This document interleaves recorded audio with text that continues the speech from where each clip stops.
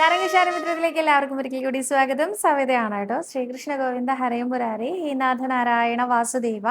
ശ്രീകൃഷ്ണ ഗോവിന്ദ ഹരേ മുരാരേ ഹേ നാഥ നാരായണ വാസുദേവ. ശ്രീ ഗുരുവായൂരപ്പ ശരണം ഹരേ. ഇന്നത്തെ സത്സംഗത്തിലേക്ക് എല്ലാവർക്കും ഒരിക്കൽ കൂടി സ്വാഗതം. ഇന്ന് ഞാൻ ഈ ഷൂട്ട് ചെയ്യുന്ന ദിവസം, ഇതെന്നാണ് നിങ്ങളിലേക്ക് എത്തുക ഈ വീഡിയോ എന്ന് എനിക്ക് അറിയില്ല കേട്ടോ. ഈ ഷൂട്ട് ചെയ്യുന്ന ദിവസം രാധാകൃഷ്ണന്മാരായിട്ടാണ് ശ്രീലകത്ത് അലങ്കാരം ഉണ്ടായിരുന്നത്. നല്ല രസമുണ്ട് കേട്ടോ കാണാൻ. സാധാരണ ഈ രാധയും കൃഷ്ണനും കൂടി ആവുമ്പോൾ ആ വിഗ്രഹത്തിൽ ഇത്തിരി ഒരു കൺജസ്റ്റഡ് ആയിട്ടൊക്കെ നമുക്ക് ഫീൽ ചെയ്യാറുണ്ട്. അതുകൊണ്ട് തന്നെ രാധാദേവി ശരിക്കും ഒരു വള്ളിയിട്ട പോലെ അത്രയൊക്കെ ഉണ്ടാവാറുള്ളൂ. പക്ഷെ ഇന്ന് അങ്ങനെയല്ല കേട്ടോ. നല്ല മുഖമാണ് രാധാദേവിക്ക്. നമ്മുടെ ഈ കേരളീയ തനിമയൊക്കെ രാധാദേവിയുടെ മുഖത്ത് നോക്കിയാൽ തോന്നും കേട്ടോ. ആ നോർത്ത് ഇന്ത്യന്നൊക്കെ ഇങ്ങോട്ട് പോന്നിട്ടുണ്ട് തോന്നുന്നു. സൗത്ത് ഇന്ത്യൻസിനല്ലേ കൂടുതലും ഈ മുഖമൊക്കെ കാണാറുള്ളത്.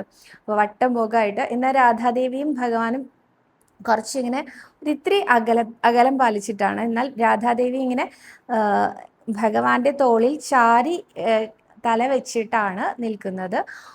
ഒരു പട്ടിങ്ങനെ കയ്യിലിങ്ങനെ എന്താ പറയുക, ഒരു മാല പിടിച്ചാൽ എങ്ങനെ ഇരിക്കും അതുപോലെ ഒരു പട്ടിങ്ങനെ പിടിച്ചിട്ടുമുണ്ട്. ചിരിച്ച മുഖമാണ്. നല്ല രസമുണ്ട് കാണാൻ. രാധാദേവിയോട് കൂടിയുള്ള നമ്മുടെ ഉണ്ണികൃഷ്ണനെ കുറച്ചധികം സുന്ദരനാണ്, അത് പറയാതിരിക്കാൻ വയ്യ കേട്ടോ. എപ്പോഴാണെങ്കിലും രാധാസഹായം അതിസുന്ദര മന്ദഹാസം എന്നുള്ളത് അന്വർത്ഥമാക്കുന്ന രീതിയിൽ തന്നെയാണ് ഇന്നത്തെ അലങ്കാരം വരുന്നത്. രാധാകൃഷ്ണന്മാരുടെ പാദ നമസ്കാരം ചെയ്തുകൊണ്ട് നമുക്ക് ഇന്നത്തെ സത്സംഗത്തിലേക്ക് പോവാം. ഈ സത്സംഗം ഷൂട്ട് ചെയ്ത് തുടങ്ങുന്ന ഈ നിമിഷം വരെയും എനിക്കറിയില്ല ഞാൻ എന്താ പറയാൻ പോണതെന്ന്. എന്തായാലും ചോദ്യങ്ങളും ഉത്തരങ്ങളും ഒക്കെ ഞാൻ ഷോർട്ട് വീഡിയോയിലൂടെ പറയുന്നുണ്ട്. പല ആളുകളും പല അഭിപ്രായം പറയുന്നുണ്ട് കേട്ടോ. പഴയ പോലെ പോരെ സത്സംഗം, ചോദ്യോത്തരങ്ങളൊക്കെ ഫുൾ വീഡിയോയിൽ ഉൾപ്പെടുത്തിക്കൂടെ എന്നൊക്കെ ചോദിക്കുന്നുണ്ട്. അതൊക്കെ ശരിയാണ്. അങ്ങനെയും വേണമെങ്കിൽ അങ്ങനെയും ചെയ്യാം. ഞാനൊന്ന് മാറ്റി പിടിച്ച് നോക്കിയെന്നേ ഉള്ളൂ. എപ്പോഴും ഇങ്ങനെ ഒരേപോലെ ആവണ്ട വീഡിയോ എന്ന് കരുതിയിട്ട് ഒന്ന് മാറ്റി പിടിച്ച് നോക്കിയെന്നേ ഉള്ളൂ. എന്തായാലും നമ്മുടെ ഒരു പ്രദക്ഷിണം എല്ലാവർക്കും ഇഷ്ടമായി എന്ന് തന്നെയാണ് പറഞ്ഞത് കേട്ടോ. ഗുരുവായൂർ ക്ഷേത്രത്തിൽ ഒരു പ്രദക്ഷിണം വെക്കുന്ന രീതിയിൽ നമ്മൾ ഇപ്പോൾ ചുറ്റും എല്ലാ ചുറ്റമ്പലത്തിലും നടന്ന് കണ്ടല്ലോ ഭഗവതി അമ്മേനെയും അയ്യപ്പസ്വാമിയെയും ഒക്കെ തൊഴുതുകൊണ്ട് കൊടിമരത്തിൻ്റെ ചോട് വരെ എത്തിയിട്ടുണ്ട് അല്ലേ. എന്നാൽ ഇനി നമുക്കൊന്ന് നാലമ്പലത്തിനകത്തേക്ക് പ്രവേശിച്ചാലോ. ഇവിടം വരെ എത്തിയിട്ട് അകത്ത് കയറി തൊഴാതിരിക്കാൻ പാടില്ല എന്നല്ലേ പറയാം. അപ്പം നമുക്ക് നാലമ്പലത്തിനകത്തേക്ക് കയറാം അല്ലേ. നാലമ്പലത്തിനകത്തേക്ക് നമ്മൾ വലിയ ബലിക്കല്ലിൻ്റെ ആവശ്യത്തു കൂടെ അകത്തേക്ക് പ്രവേശിക്കുകയാണെങ്കിൽ നമ്മുടെ കൈയിൻ്റെ ഇടതുവശത്തായിട്ട് ആദ്യം നോക്കണം. എന്താ കൈയിൻ്റെ ഇടതുവശത്ത് എന്ന് ചോദിച്ചാൽ അവിടെയാണ് നാരായണീയം രചിച്ച സ്ഥലം എന്നൊരു ഫലകം കാണാം. മേൽപ്പത്തൂർ നാരായണ ഭട്ടതിരി നാരായണീയം രചിച്ച സ്ഥലമാണ് ആ ഒരു നമ്മുടെ കൈയിൻ്റെ ഇടതുവശത്ത്. അതായത് നാലമ്പലത്തിനകത്തേക്ക് പ്രവേശിച്ച പ്രവേശന കവാടത്തിൻ്റെ തൊട്ടടുത്തായിട്ടാണ് കാണാൻ സാധിക്കുക. ഇവിടെ ഇരുന്ന് തന്നെയാണോ മേൽപ്പത്തൂര് നാരായണീയം രചിച്ചത് എന്ന് ചോദിച്ചാൽ ആചാര്യൻ എടുത്തെടുത്ത് പറയാറുണ്ട്. ഇവിടെ ഇരുന്നു കൊണ്ട് തന്നെ ആയിരിക്കണം മേൽപ്പത്തൂര് നാരായണീയം രചിച്ചിട്ടുണ്ടാവുക.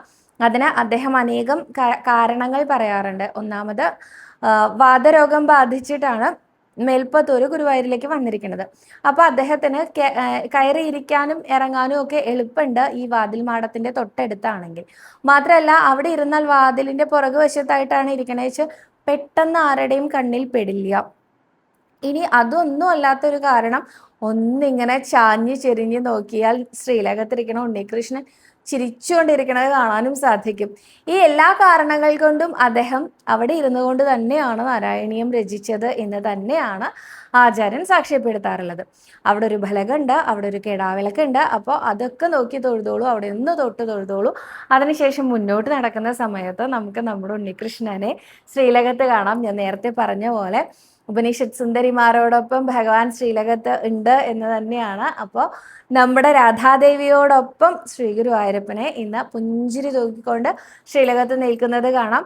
നമ്മൾ ഈ നാലമ്പലത്തിനകത്തേക്ക് പ്രവേശിക്കുമ്പോൾ അനേകം കാര്യങ്ങൾ ശ്രദ്ധിക്കാനുണ്ട് കേട്ടോ. ദേവസ്വം അധികൃതർ അനേകം തവണ നമ്മളുടെ അടുത്ത് പറഞ്ഞു തരണതാണ്. പക്ഷെ നമ്മൾ എന്നാലും ശ്രദ്ധിക്കാതെ കുറേ മിസ്റ്റേക്സ് വരുത്താറുണ്ട്.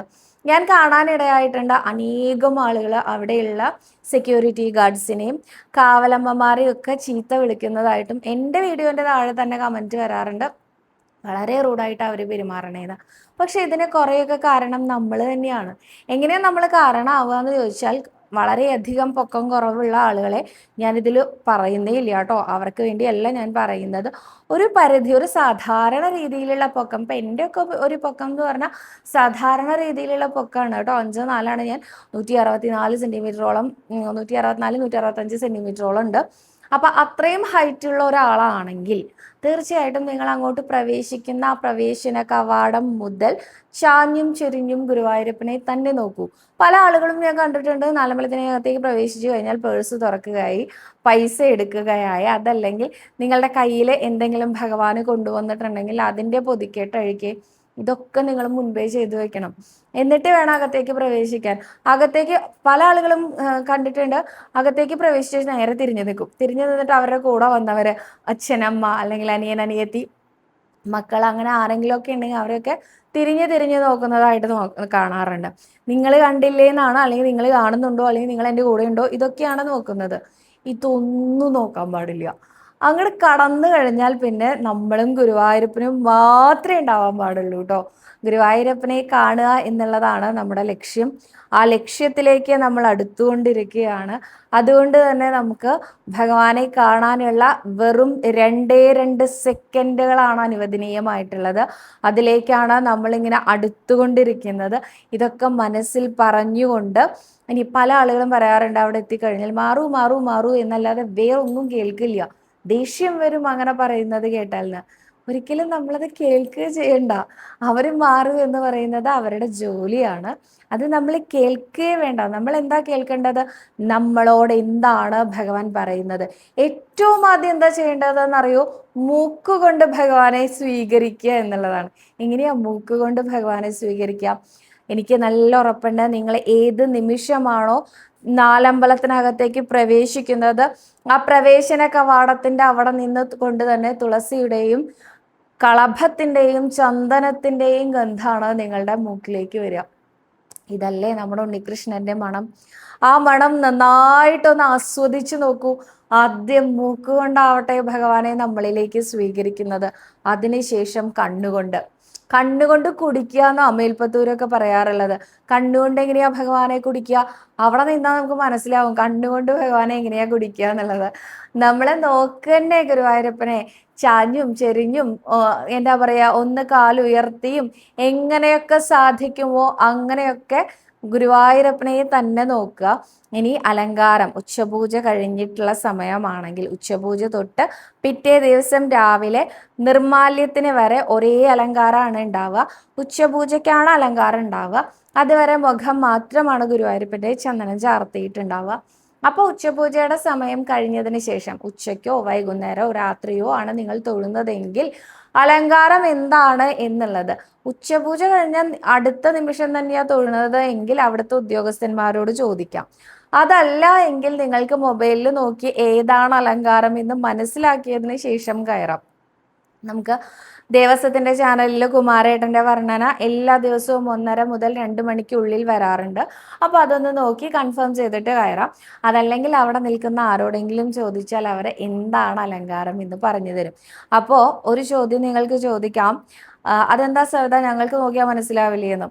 മനസ്സിലാവില്ല. കാരണം ചില അലങ്കാരങ്ങൾ, ഇപ്പൊ കഴിഞ്ഞ ദിവസം ഗജേന്ദ്രമോക്ഷം അലങ്കാരം ഉണ്ടായിരുന്നു കേട്ടോ.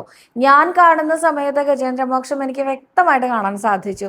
നല്ല ഗരുഡന്റെ പുറത്തിരിക്കുന്ന എന്തൊരു ഭംഗിയുള്ള ഉണ്ണികൃഷ്ണനായിരുന്നു എന്നറിയോ? 4-5 മാലകളൊക്കെ ഉണ്ടായിരുന്നു ഉണ്ണികൃഷ്ണന്റെ കഴുത്തില്. അത്രയും സുന്ദരനായിരുന്നു. താഴെ ആന ഇങ്ങനെ തുമ്പിക്കൈ മടക്കി താമരപ്പൂ കയ്യിൽ പിടിച്ച് നാരായണാഖില ഗുരു ഭഗവൻ നമസ്തേ എന്ന് ചൊല്ലിക്കൊണ്ട് മാത്രമാണ് നമുക്ക് അന്നത്തെ ദിവസം തൊഴാൻ പറ്റുക. അത്ര വ്യക്തമായിട്ട് എനിക്ക് ആ ഗജേന്ദ്രമോക്ഷം മനസ്സിലായി. എന്നാൽ എൻ്റെ ചേച്ചി തൊഴുതത് അത്താഴ പൂജയുടെ സമയത്താണ്. ആ സമയമാവുമ്പോഴേക്കും ഭഗവാന് പിന്നെയും അനേകം പുഷ്പാഞ്ജലികൾ നടന്നിട്ടുണ്ട്. അതുകൊണ്ട് തന്നെ ആ പൂക്കൾ കൊണ്ട് ആനയെ മൂടിക്കഴിഞ്ഞിരിക്കുന്നു. അപ്പൊ ആ ഭാഗം ക്ലിയറേ അല്ല. പിന്നെ ആ ഗരുഡന്റെ ആ ഭാഗം, അത് ചേച്ചിക്ക് ആനപ്പുറത്തിരിക്കണ ഉണ്ണികൃഷ്ണനൊക്കെ ആയിട്ടാണ് തോന്നിയത്. അപ്പൊ എൻ്റെ അടുത്ത് ചോദിച്ചു, ഗജേന്ദ്രമോക്ഷം തന്നെയാണോ എന്ന് അറിയില്ല, എനിക്ക് ആനപ്പുറത്തിരിക്കണ ഉണ്ണികൃഷ്ണനായി തോന്നി. എന്താ കാരണം? ആ ആനയെ കണ്ടേ ഇല്ല താഴെ എന്ന് പറഞ്ഞു. ആനയൊക്കെ ആ ഭാഗമൊക്കെ പൂക്കൾ കൊണ്ട് മൂടിയിരിക്കുന്നു എന്ന് പറഞ്ഞു. അപ്പോൾ എല്ലാ നേരവും നമുക്ക് ഇത് വ്യക്തമായിട്ട് മനസ്സിലായിക്കൊള്ളണം എന്നില്ല. അപ്പൊ നമ്മൾ എന്താ ചെയ്യേണ്ടത് വെച്ചാൽ അവിടെ നിൽക്കുന്ന ആരോടെങ്കിലും എന്താണ് അലങ്കാരം, എന്താണ് ഇന്നത്തെ നമ്മുടെ ഉണ്ണികൃഷ്ണന്റെ അലങ്കാരം എന്ന് ചോദിച്ചാൽ അവർ പറഞ്ഞു തരും.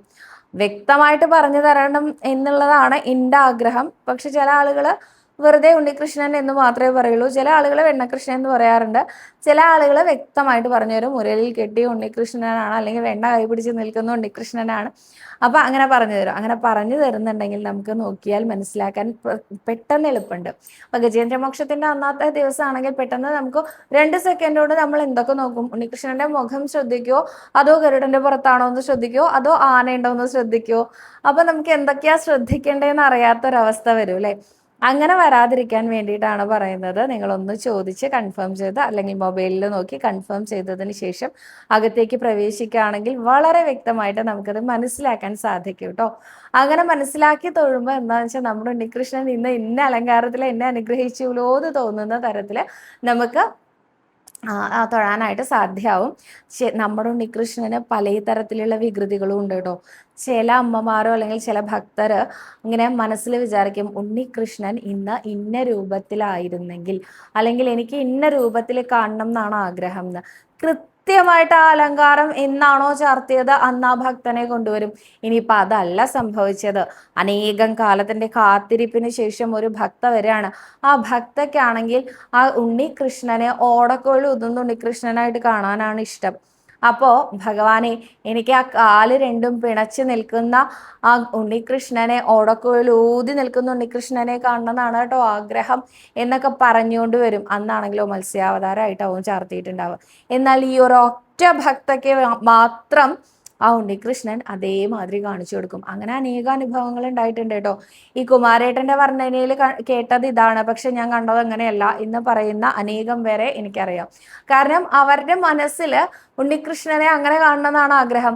അപ്പോൾ ഭഗവാനാണെങ്കിലോ, നിനക്കെന്നെ ഇങ്ങനെയാണോ കാണേണ്ടത്, നീ ഇങ്ങനെ തന്നെ കാണണം എന്ന് വിചാരിച്ച് അനുഗ്രഹിക്കുന്ന അനുഗ്രഹദായകൻ അങ്ങനെ തന്നെ കാണിച്ചു കൊടുക്കുകയും ചെയ്യും. അതാ ഉണ്ണികൃഷ്ണന്റെ പ്രത്യേകത.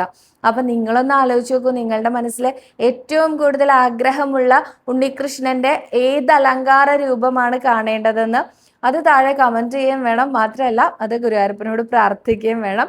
ഇനി വരുന്ന ദിവസങ്ങളിൽ നിങ്ങൾക്ക് അങ്ങനെ തന്നെ കാണാൻ സാധിക്കട്ടെ, ഞാനും പ്രാർത്ഥിക്കാം കേട്ടോ. അപ്പൊ ഇന്ന് അത്രയും വിശേഷങ്ങളേ ഉള്ളൂ. നാളെ വിശദമായിട്ട് ഒന്നും കൂടെ സോപാനത്തിന്റെ അടുത്ത് പോയി നമുക്ക് തൊഴാം അല്ലെ. അതിനും ഗുരുവായൂരപ്പൻ നമ്മളെ അനുഗ്രഹിക്കട്ടെ. സർവരോഗ വിനാശന, സർവപാപ വിനാശന, സർവദുഃഖ വിനാശന, സർവസൗഖ്യ പ്രദായക ശ്രീ ഗുരുവായൂരപ്പ ശരണം ഹരേ.